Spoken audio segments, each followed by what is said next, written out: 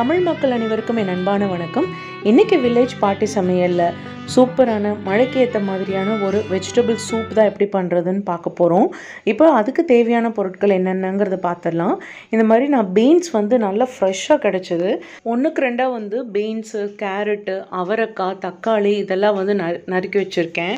So இது நம்ம எப்படி பண்ணுறது அப்படிங்கிறத பார்த்துடலாம். அதுக்கு முன்னாடி வெங்காயம் இதுக்கு ரொம்ப ரொம்ப முக்கியமான ஒரு இன்க்ரீடியண்ட்டு. அதுவும் சின்ன வெங்காயம் போட்டோம்னா தான் அதோட ஃப்ளேவர் ரொம்ப ரொம்ப நல்லாயிருக்கும்.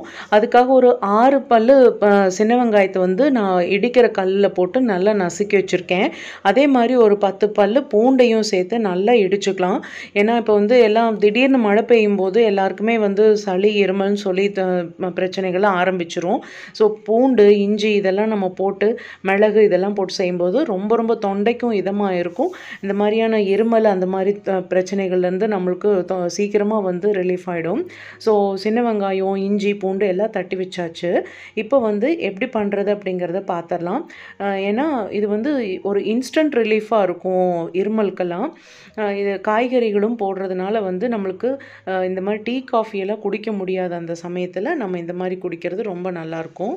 இப்போ நான் இதில் 1 டேபிள் ஸ்பூன் அளவுக்கு நல்லெண்ணெய் சேர்த்துருக்கேன். நல்லெண்ணெய் சேர்த்தா இன்னும் நல்லது. ஸோ அதுலேயே 2 துண்டு பட்டை, 2 கிராம்பு, 1.5 டீஸ்பூன் அளவுக்கு சீரகம் சேர்த்துருக்கேன். அதுலேயே இடித்து வச்ச இஞ்சி, பூண்டு, அப்புறம் சின்ன வெங்காயம் இது எல்லாத்தையும் நம்ம சேர்த்து ஒரு நிமிஷத்துக்கு வதக்கினா போதும்.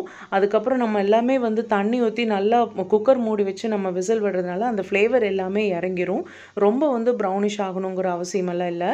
ஸோ இதை நம்ம ஒரு நிமிஷத்துக்கு வதக்கி எடுத்தால் போதும். அதுக்கப்புறமா நம்ம தக்காளி சேர்த்துக்க போகிறோம். இப்போ இதில் மிளகு தான் நம்ம சேர்க்க போகிறோம். நான் பச்சை மிளகாய் இதெல்லாம் எதுவுமே சேர்க்கவே இல்லை. வெறும் மிளகுல இருக்கிற காரம் மட்டும்தான் சேர்க்க போகிறேன். இப்போ அடுத்ததாக நம்ம தக்காளி சேர்த்துக்கலாம்.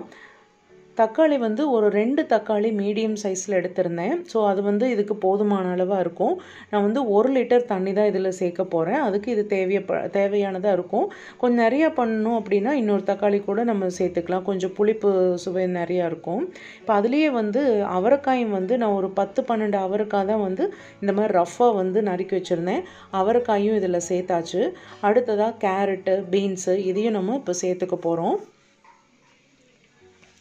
பீன்ஸ் பார்த்திங்கனாலே நல்லா தெரியும். அவ்வளோ சூப்பராக ஃப்ரெஷ்ஷாக கிடச்சிது. இந்த மாதிரி கிடைக்கிற சமயங்களில் நம்ம இந்த மாதிரி சூப்பு அந்த மாதிரி பண்ணிட்டோம் அப்படின்னா ரொம்ப இன்ஸ்டண்ட்டாக நம்மளுக்கு அதோட சத்துக்கள் எல்லாம் போகும். ஸோ நம்மளுக்கும் உடம்புக்கும் ரொம்ப ஹெல்த்தியான ஒரு ஃபுட்டாக இருக்கும். இப்போ இது நல்லா சேர்ந்து ஒரு வாட்டி கலந்து விட்டுட்டு இதில் ஒரு 1.5 டீஸ்பூன் அளவுக்கு நான் மஞ்சள் தூள் சேர்த்துக்கிட்டேன்.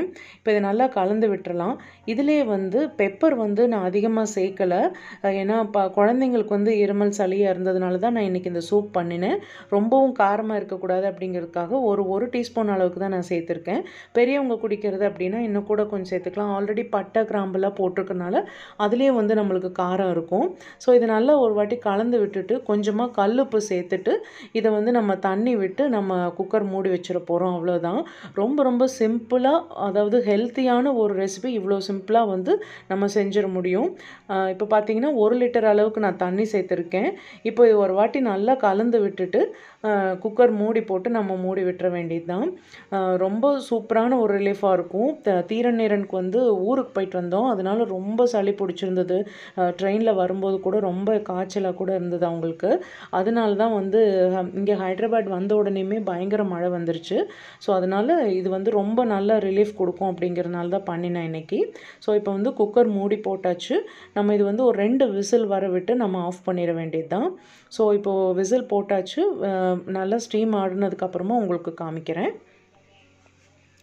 இப்போது நல்லா வெந்துருச்சு காய்கறி எல்லாமே.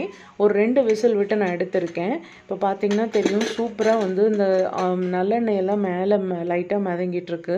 நல்லா வெந்துருச்சு காய்கறிகள்லாம். இது நான் வேஸ்ட் பண்ண போகிறதில்ல.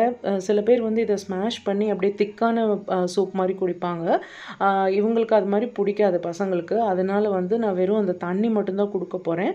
காய்கறிகளை வேஸ்ட் பண்ணாமல் நான் சாம்பார் வச்சுருந்தேன். அது கூட சேர்த்து ஒரு வாட்டி கொஞ்சமாக தண்ணி விட்டு விட்டு ஒரு கொதி விட்டோம்னா சூப்பராக ரெடி ஆயிரும் சாம்பார் கூட.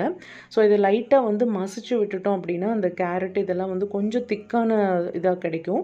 ஸோ அதனால லைட்டாக மசிச்சு விட்டுட்டு அந்த தண்ணி மட்டும் எடுத்துட்டு பசங்களுக்கு கொடுத்துட்டு மிச்ச காய்கறிகளை எல்லாம் சாம்பாரில் போட்டுடலான்ட்டு இருக்கேன். ஸோ இப்போ நமக்கு சூப்பரான சூப் ரெடி ஆகிடுச்சு. நீங்களும் ட்ரை பண்ணி பாருங்கள், எப்படி இருந்தது அப்படின்னு சொல்லி கமெண்ட் பாக்ஸில் சொல்லுங்கள்.